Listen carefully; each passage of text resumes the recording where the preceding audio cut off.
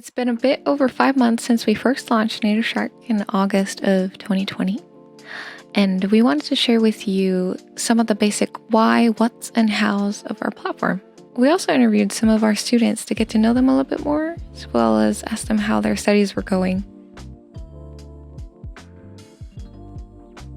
What is the core of NativShark? We're trying to make it so that the only thing you have to do is show up and press study now consistently over time, and you don't have to worry about anything else. So you don't have to worry about scheduling, classes. You don't have to worry about what textbooks are you going to buy. You don't have to worry about what resources you're going to pull together. How am I going to put this together, into a package myself? It's like, oh, don't worry about that. Follow this, and then anything you do on your own is just for fun. Go for it. That way, the only barrier to entry of high-level proficiency in a language is essentially your willingness to commit. What's different about NativShark compared to other study materials? We've named it CII, Contextual Iterative Immersion. So the concept is you start with a base piece of information, and then you add another piece of information. Now you have two pieces of information, and then you add a third piece. And now you can use these three pieces and you can arrange them in three different ways. And you start building the language contextually. So contextually means you put it in the context of a situation. Iteratively means it's one piece at a time. And then immersion means it's always done in Japanese, and it's done naturally. We won't use slowed down audio. We won't use teacher speak, or the audio that will be used will be a recording of what someone would sound like if you said hi to them on the street, for example. Because a lot of language programs, they'll start with a phrase like, he is a boy, and they want to teach what is does. Try to come up with a natural context outside of a language education product in which you would say he is a boy. Now it's possible, but it's very, very narrow context. What have you heard back from students who's been using NativShark for a while now? But people who live in Japan have started noting that, and it's really great to get that feedback, to be like, wow, this is I'm able to understand the conversations that are around me so much easier. Or those who watch a lot of slice of life anime, for example, they're noticing that a lot of the language that's used, they've come across in their studies. Anything you want to pass on to students who are learning? Make sure that you do commit to something, because otherwise you can end up in either what's called beginner hell or resource hopping, because that's a real thing. Getting caught in the beginning of something because you're always restarting because you jump to new resources all the time, that's dangerous. Don't do that. Pick a core method and stick with it. And then in addition to that, in your excess time, that's where I would say do these various different things. What matters is that you keep progressing forward, and you don't stop. You practice every day. We've also asked 3 of our students to share with us their experience while they've been on this journey of learning Japanese. こんにちは、マルテさんです。日本に食べるの一番好きは牛肉照り焼きです。すごく美味しい。海の動物一番好きはイルカですよ。怖いでしょ。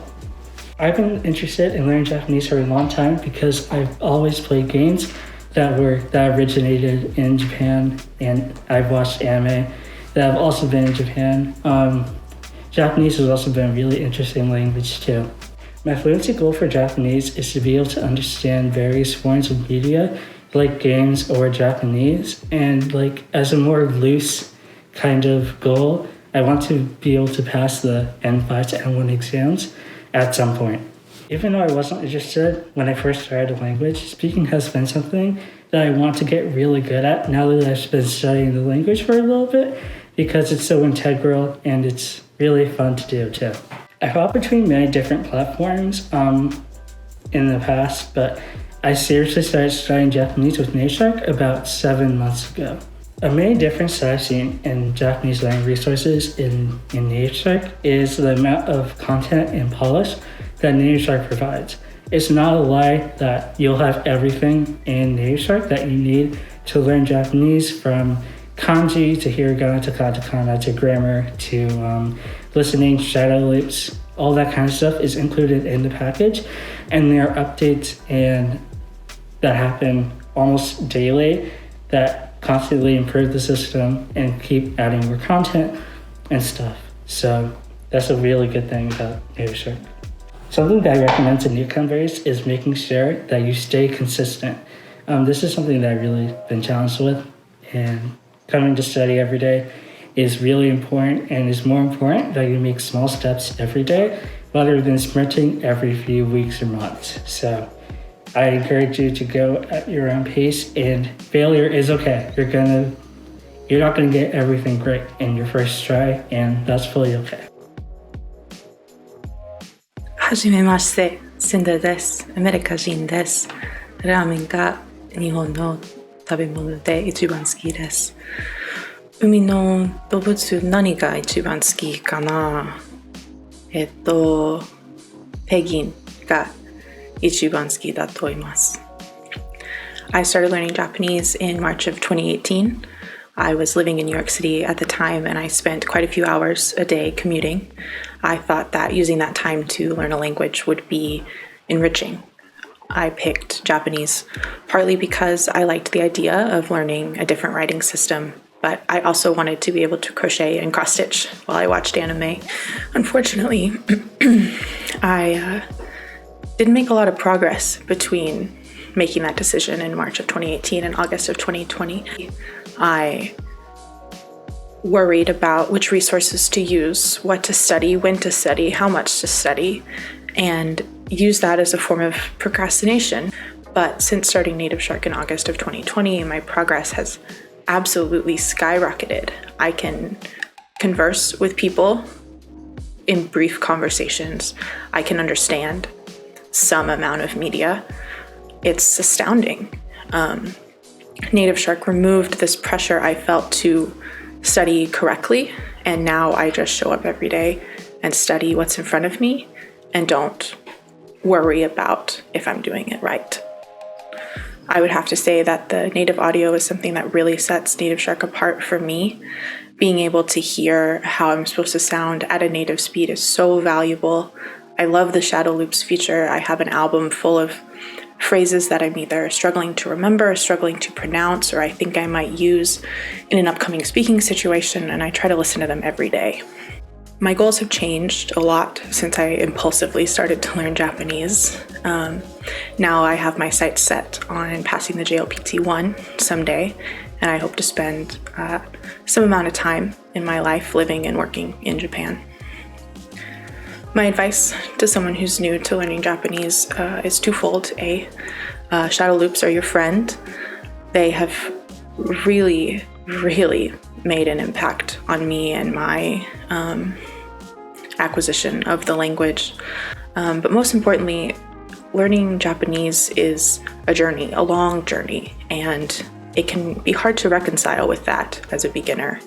It's very easy to focus on the end point that you're trying to get to, and celebrate your small wins. When you're a beginner, the wins do seem small, but they're valuable. Just keep showing up and just keep swimming. こんにちは、ベンジャミンです。アメリカ人です。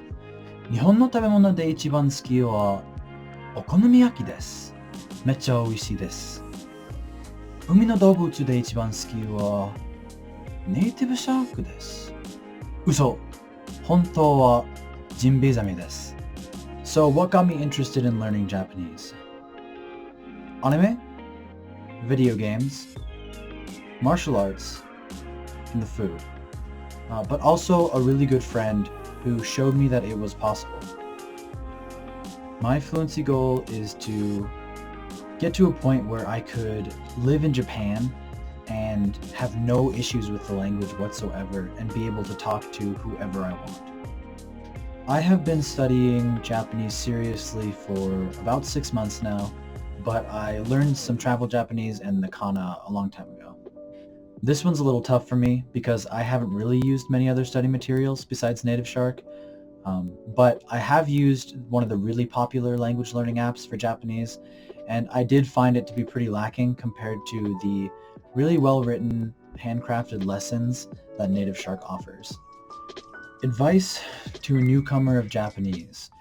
First of all, we're in this together, but I always find when Japanese starts to feel really difficult for me, and I kind of push through it regardless of how I feel, over time, it always gets easier. So my advice would just be to keep going. If you haven't already, come check out our community at nativeshark.com/community. There's channels for pretty much anything that you want to talk about. You can check up on our recent dev updates. We also do community events every week.